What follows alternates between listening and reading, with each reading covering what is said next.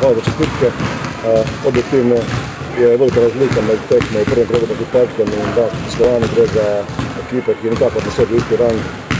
Samo če ugotovimo, da so tu Pušič, Čigoja, Čebular, Džapa in tako naprej, da ne naštevam zadnjih, sami reprezentanti mlajših članov, celočlanski reprezentanti in Slovan, ki je briljantno igral pripravljene tekme, ki je praktično podiral vse pred sabo.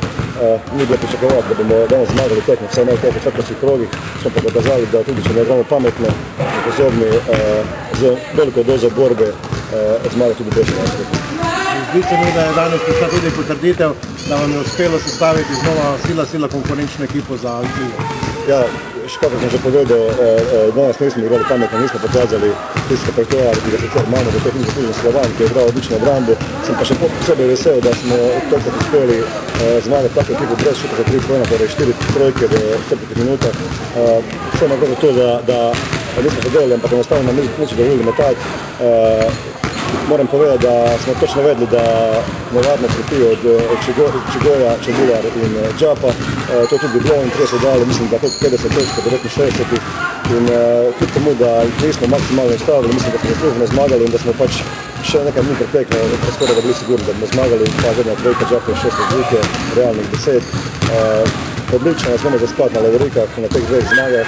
Gremo dalje, v soboto je Škofja Loka, seveda to zmago je treba proslaviti, ampak v ponedeljek gremo dalje in moramo se maksimalno pripraviti. Želim seveda vstopiti v Ligo za prvaka in želim dejansko čim prej, da potem tudi nekako tudi mlajši igralci dobijo večjo minutažo, kar danes ni bilo takirano možno.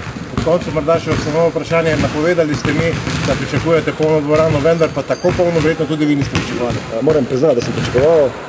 Veliko ljudi me je tudi klicalo za karte. Vedel sem, da so spomini fenomenalni, kako vemo, na letošnji april in maj.